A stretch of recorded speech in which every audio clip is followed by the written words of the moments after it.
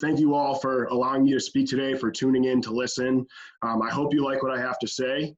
Um, I hope everybody's staying safe right now during these times. I hope you're all finding ways to stay active. I know it's really hard. There's not a lot you can do. Fortunately, we're in a time where all of you guys like video games, so it could be worse. For those of you who don't know me, just to kind of recap, my name's Cory Parker. I'm the Director of Enrollment Management at McQuaid. I did graduate in 2013. I did go to Albany. I was a double major in economics and sociology. I also played football there for 4 years. After Albany, just like all of you guys will have to go through someday, you're going to have to find a job. For me, being an athlete and especially at Albany, kind of having my summers filled up, I never really had a real job before. I did some landscaping here and there, but it was definitely a big worry of mine, that uncertainty about where the future is going to take me, which especially a lot of you seniors, I'm sure you guys are going through that right now. And everybody's going through kind of that fear of what's next, just with everything going on with the coronavirus. So I was fortunate enough after college to quickly get a job as an account manager at a company called Latte, and I had an amazing experience there. I learned a lot, met a lot of awesome people, had some great mentors that I'm still very close with. Wasn't that long ago, but I'm still close with them. I believe I will be for a long time. Kind of during that time, a good buddy of mine who most of you probably know, Mr. Ortega, at the time had worked at McQuaid, and he reached out to me and told me that he's kind of looking into doing some different work. He had an opportunity to fulfill a dream of his. And he told me there might be a job in admissions kind of on the table. And I thought about it for a second, and I didn't think I would do anything about it because I really loved where I was at and I was learning so much. And I felt super fortunate to even get the job at my current employer at the time. So I thought about it a little bit, and you know, when I think about my everyday life, I always find myself talking about McQuaid and just my experiences there and how it really formed who I am today. And kind of thought to myself, if I'm already doing it, I might as well get paid for it because I'm not going to stop doing it. So I explored it a little bit more, and I ended up being fortunate enough to get offered a job as the assistant director of enrollment or admissions at the time, excuse me, under Mr. Feeney, and working with Mrs. Vernetti. I really grew a bond with both of them. They're amazing people, and just coming back into that community that I, over time, personally felt and still feel like is a second home to me at McQuaid. So I kind of, since I've been working at McQuaid, it's almost been 2 years, about a year and a half, I've been able to do a lot of reflecting. And one of the things I've noticed is I've kind of been able to see a lot of students that remind me of myself at the time. And Casey, who kind of jumped on earlier, is definitely one of those kids I can name off a ton. And it's just made the experience be that much better. I just love watching their journeys. I love when they come home from college and, you know, do that usual, I love college, but I miss McQuaid, and it really prepared me. And all I want to see is all my friends and my teachers. And that's pretty uncommon, guys. And you probably don't believe that because you're experiencing it, but that's not what happens at most schools. So I just love the environment, and it's really been an awesome year and a half for me so far. When Mr. Drams asked me to speak, I immediately knew what I was going to talk to you guys about. I knew who I was going to talk about. I knew what I was going to talk about. And I'm going to share some of those experiences with you. And again, I hope you guys can kind of take something from it and moving forward. So I'm going to start not so long ago. Like Casey said, I'm not 25 yet. I turned 25 in a couple weeks here. So not too long. But my freshman year at McQuaid, that was my first year. I came from Siena. I was a brand new student. Most of my best friends were actually going to Aquinas. So I was, you know, not super thrilled about leaving a lot of my friends, but, you know, my brother loved McQuaid and my parents told me it was the right thing to do. So there it was. I was going to McQuaid. I definitely made a lot of friends very quickly. I've never really struggled making friends. Sometimes when you're involved in sports and extracurricular activities, it just kind of, it happens on its own. So that wasn't really a big problem. My big fear was the rigor. I kind of always have this fake it till you make it mentality where I kind of felt like at that time that I was kind of a fraud and I shouldn't have even got accepted to McQuaid. And every year I was like, oh, this is going to be the year they find out that I can't make it here. And this is it. So that was a definite insecurity I had at the time. So that was kind of that transitional phase that I went through and kind of had to get past. As the year progressed a little bit, I definitely had awesome friends. But I kind of started to have an issue with one of my teachers, and I got a couple jugs, which wasn't really, I'm not a troublemaker. I try and be respectful to everybody. I'm sure if there are teachers listening who taught me, I'm sure you guys know I try to be respectful, even though maybe sometimes it was just being a kid. But there was one teacher that I definitely had an issue with, and that was really the first time in my kind of young adult life that I had to face some adversity and say to myself, like, what the heck am I doing? What am I doing that's every time I step into this classroom, it's just instant war. And as I think back as an adult now, I'm sure 95% of that was on me. But as a kid, you don't think that way. So one day I was walking down sophomore hallway, and you guys don't remember this, but at that time, I think he's still doing this. Mr. Williams gives out Pop-Tarts, and at the time it was for a quarter. So that was something that drew a lot of us to his room, and he also had a foosball table in his room. So I was walking down sophomore hallway during flex, going to play foosball, probably should have been studying, but I was hungry and I wanted to play. I'm competitive. So I was walking down the hallway, and a teacher kind of grabs me and pulls me in his office, in his room. And I knew this person pretty well. They had a relationship with my family than they did myself, but I had somewhat of a relationship. So he kind of pulled me in, and he asked me how I was doing. And, that being a 14-year-old, I was, fine. I'm doing okay. I'm going to play foosball right now. That's all I'm thinking about. So he kind of and he has this nature. He's just very calm and makes you feel like it's okay to share things. So figured, what the heck, I'll give it a shot. I'll tell him what I'm going through. So I told him what I was going through. And, clearly if that's the most crazy thing a 14-year-old is going through, life's pretty good.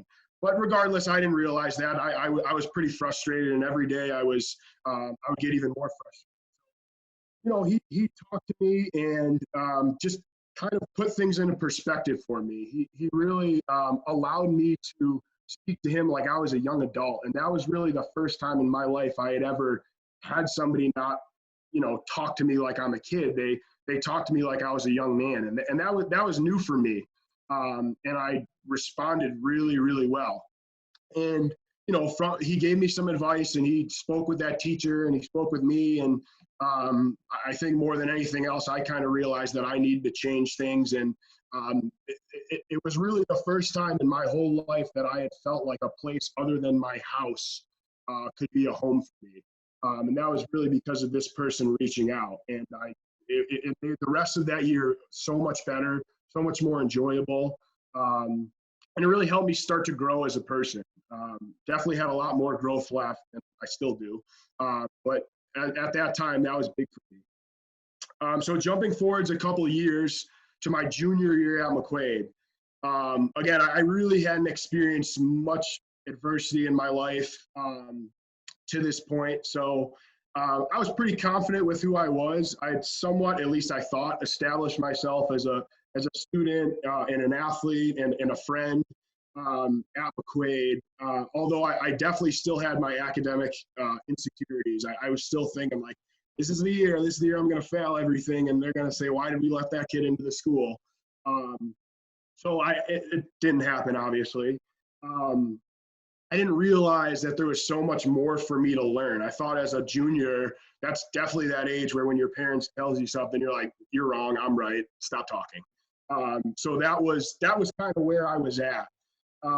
early spring of that year, I was downstairs in my basement. I think I was playing like Guitar Hero or something. Not really into video games, but I don't know. I like Guitar Hero. I was pretty good at it. So my dad called me upstairs and he goes, "Hey, we need to have a chat." And that, I didn't really ever get in trouble at home. So I was kind of like, oh man, what did I do? So I come upstairs, my parents are sitting there and they sit me down and I could kind of tell something was a little off. So he starts talking to me. My dad is like the most calming person in the world. He just makes you feel good about everything, even when things are bad. So, he kind of started talking to me and I could tell where the direction it was going. And he told me that my mom had just been diagnosed with breast cancer. So to me, that was pretty scary. My grandma, so my mom's mom, just a couple of years prior, had just passed away from breast cancer. I was very close with her. She was over every Sunday for dinner. She was at every sporting event I was ever at. She supported me with just everything. She lived a couple minutes away. But that happened when I was a little bit younger, so I didn't really understand it as much. But it was always a fear of mine that, oh my God, is this genetic? Is my mom going to get that someday? And ultimately think the worst. So when I heard that, I remember, honestly, like it was yesterday, I think I teared up a little bit, and then that was it. I kind of bottled it all up inside. Didn't say anything, didn't tell anyone, didn't talk to anybody about it. It's at this point, I was 16 or 17 years old, and as a young guy, you think you're too cool to talk about your feelings and emotions and really just to be vulnerable. That's not a thing you ever think of doing.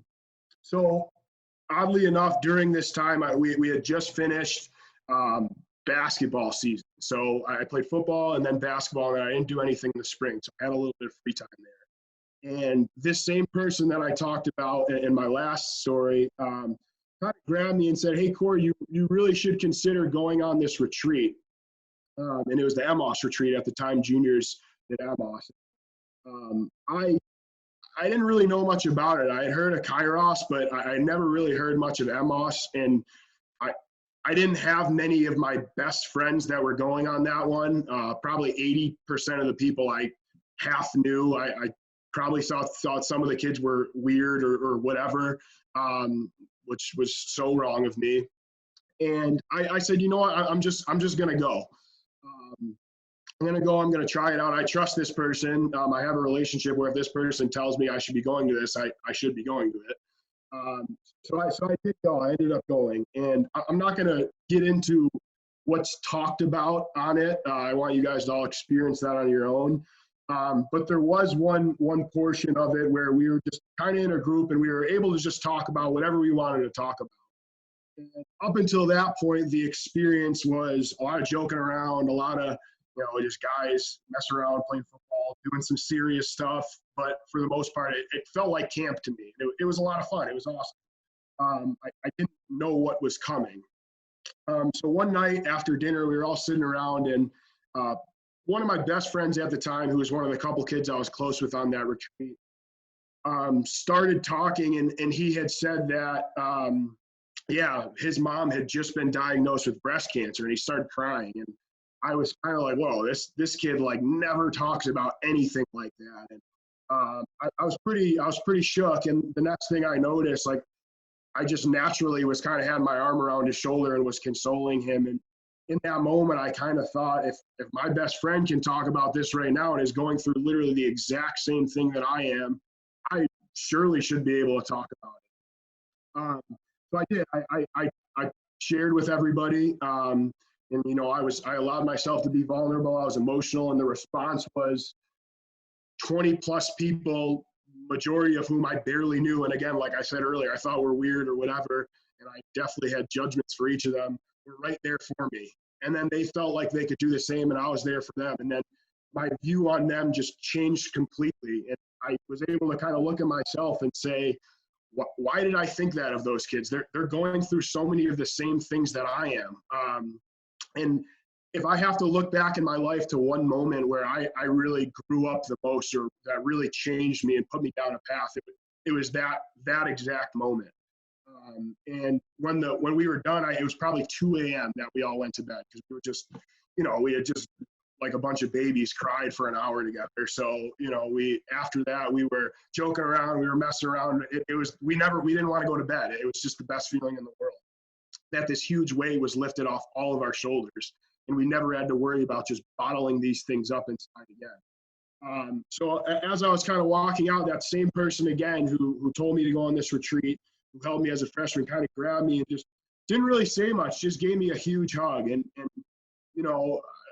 I think we cried together, and it was again, the second time I was just, wow, this is home. This is home right here. This is that feeling of home. And it was amazing. And like I said, it really, that moment really changed my life. Then kind of jumping forwards a couple more years, 5 more years to be exact, I was a senior in college. I was finishing up 4 years at Albany. Awesome couple of years of football, made a bunch of friends that I consider my brothers. They're friends with my friends from McQuaid. I love those guys. I'm going to be friends with them for life. And I really felt like I had accomplished a lot and had grown up a lot in those 4 years. A few days before Thanksgiving on my senior year, so football season just ended. I was done playing sports forever. First time in my life, I was done with sports. So I was definitely in a weird place. So anyway, I was headed home, and I was exchanging texts with a bunch of my Rochester friends. I had this one group that we kind of did everything together. We went on summer trips together. We were always texting each other, always. Snapchat was out at that time. We were Snapchatting each other. We were Instagram memes, everything, just stupid stuff. And so one of my friends who blew up my phone more than anybody else, love him to death, had texted me and saying, "Hey, are you going to be home tonight?" And I was probably like, "Yeah, I'll be home at whatever time." And he was like, "Okay, I'll be there." And I just didn't think anything of it. This kid would walk into my house. He knew my garage door code. So I'd just be sitting there during the day, and the garage door would go up, and he would just walk in. And that's just the relationship that we had. So I got home late at night. I was up catching up with my dad and my mom, and I was watching TV with my dad pretty late, probably around midnight. I checked my phone, and I saw I had a bunch of missed calls from one of my friends in that group. So I'm pretty bad with my phone. I usually don't call people back right away. But for whatever reason, I was like, all right, let me give him a shout. So I called him, and his voice was super shaky. Stuff just didn't sound good. And he had basically told me, my buddy who had been texting me earlier, who I didn't even realize hadn't come over to my house yet, had actually just passed away. There was an accident, and he had just passed away a couple hours prior. And first thing I did is I looked at my phone, and I was like, no way, because I was texting him 4 hours ago. And that was one of the realest moments that I had to come to terms with. It's one thing when you lose a grandparent, you kind of have this sense of that's supposed to happen. As sad as it is, as scary as it is, that's you get old and unfortunately you pass away. So that just kind of happens. This was something that, one, you never think would happen, and two, when it does, you have no idea how to react to it. And there's no right way to react to it. But I remember I kind of froze. I told my parents, I broke down like crazy. And I didn't say a word for the rest of the night, and I stared at the ceiling all night. And I still remember like it was yesterday. I remember my neighbor and my best friend, Andrew, we went and worked out in the morning. I think it was like 5:30 in the morning, the second the gym opened. I just had to get my mind off of everything that was going on. And we worked out, and I actually, when I left my phone in the locker room, and when I got out of there, I had a voicemail on my phone, and again, it was from this person. This person who had been there for me in high school and had kind of helped me along. This person who had been there when I was a junior on my retreat. And yet again, life threw a curveball at me, and he was there again. And actually, it's the only voicemail I have on my phone to this day. 3 years later, I still have it. And it says this. It says, "Hey, Cory, your dad called me about your friend. I also know that your grandfather has been struggling. I know there has been some bad news going on, and I just feel bad, and I hope you are able to finish off the semester well. Anyway, I think about you and was drawn back to one of my favorite readings from the book of Isaiah. it says along the lines of God's ways are not of this world. So oftentimes things happen and we don't really get it. And that's when I'm reminded of the mystery of our faith in terms of we're not supposed to get everything, and that's okay. That's not within our humanity. Anyway, keep the faith, and I'd love to catch up with you while you're home. All right, bud, give my best to your family, and we'll talk soon. So to that day, that's the only voicemail I have on my phone to this day. And from time to time, I'll listen back to it, and it just, it makes me feel, again, just at home, so good. It makes me feel like everything's going to be okay.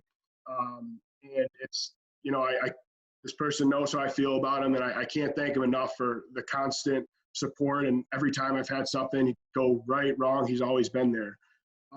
So kind of moving on, and I think this part of the story is really something we can all relate to. Everything going on with the coronavirus. This is really the last kind of moment that I want to share with you guys. So almost probably two months ago now, about a month and a half, 2 months, it was announced that everything was going to be shut down. You got to go inside. You can't go out. You can't do anything. So I didn't really think too much of it at the time. I remember I was a little nervous because reality was somewhat setting in, but I was kind of had the mentality of, well, this is going to last a week and everything's going to go back to normal. I really didn't think people were going to be affected. I thought we were, I don't know. I just didn't think it was going to be what it was. And like many of you, for sure, it's definitely been a struggle for me. I don't have those outlets that I usually have when I'm stressed or anxious or anything like that. Like I can't go to the gym, you can't hang out with your friends. You can't go on a trip. I had to cancel a couple vacations. You can't. I love to go to the movie theater by myself. It's kind of weird, but I like it. And I can't do that, so it stinks. So really kind of depression, anxiety, uncertainty, definitely at an all-time high. And I'm not a person who really struggles with any of that. So I really feel for the people who struggle from that stuff normally, but I'm not, and I have been. I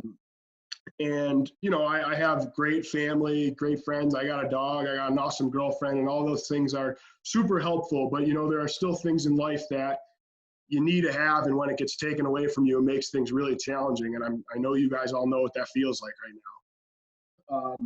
So again, when Mr. Drams asked me to do this, I told him I wanted to call it my talk, my rock, because when I thought about all the curveballs that life has thrown at me, I've kind of always thought of this person as, I have my family, but this is the only real person outside my family that's just always been there, has been my rock.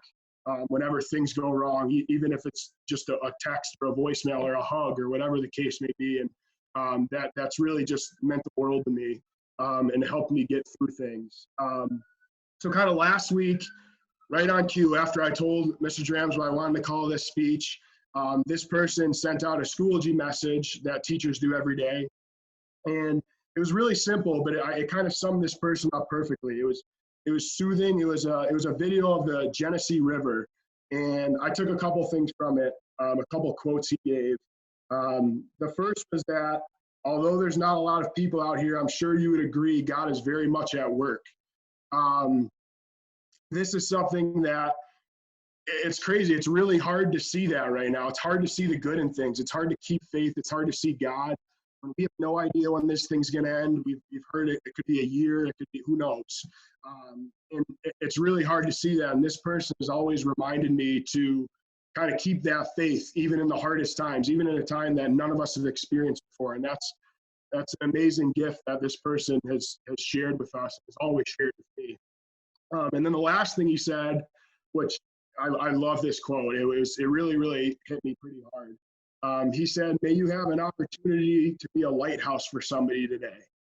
When I thought of that, I thought that was interesting. I never really heard somebody reference a lighthouse like that, like talking about a person. So I looked up how that pertains to a person, and what it said is, for them there is use and meaning for their own path and struggles. They can emphasize with and guide those who feel lost, afraid, or uncertain. Lighthouses are fueled by expanding their self-awareness and sharing their own experiences with others. So I thought this was even more perfect than calling this person my rock. I thought it was right on cue. It was just, it hit on everything, and it really made me reflect how that person had always been a rock for me, and even more importantly, a lighthouse. Um, he's always been able to relate with me through his own experiences, and really provide comfort when I do feel afraid or lost or uncertain. Um, and from there, I was kind of able to think back on, okay, have I been a lighthouse for somebody before? I hope so. And I kind of thought about the three stories that I shared earlier. And, when my mom had breast cancer, I didn't think about it, but I was able to share my experience to be a lighthouse for my friend who was going through something similar. When my friend passed, I was able to use my pain to comfort my other friends in that group who were struggling pretty bad at the time. And now I hope that my speech right now kind of provides a lighthouse for you guys, to allow you to feel comfort and at home, and kind of tell you that everybody has a lighthouse. You just gotta sit back and think about it and find it. But it's there, especially in this community, and that's why I love McQuaid so much, because we're filled with rocks, lighthouses. They're everywhere. You just got to be open to it. So I know you're on here, but I want to say thank you to Mr. Brady for being my rock, and more importantly, my lighthouse, and kind of always having me keep the faith. It's really gotten me through a lot. And when I think about McQuaid and the community and everybody in it, you're the reason why I love it so much, along with so many other people. But you were really the first person to show me that it's okay to be vulnerable, and how to keep the faith. And what's even more important than finding the lighthouse, who the lighthouse is for you, it's so much more important to be a lighthouse for others. And every time I reflect on my time McQuaid, it somehow brings me back to you. So thank you again. And I hope everybody listening, like I said, I really encourage you to take some time to think about the people that in passing have reached out to you, and not that you brushed off, but you didn't think much of it. Those people, I guarantee, are a rock or a lighthouse that are waiting there for you. And I guarantee it'll change your outlook on a lot of things, and it will help you become a lighthouse for others. So thank you guys again. Thank you, Mr. Brady, for everything. I love you. Thank you all you guys for listening to me. Now go find your lighthouse. Thanks.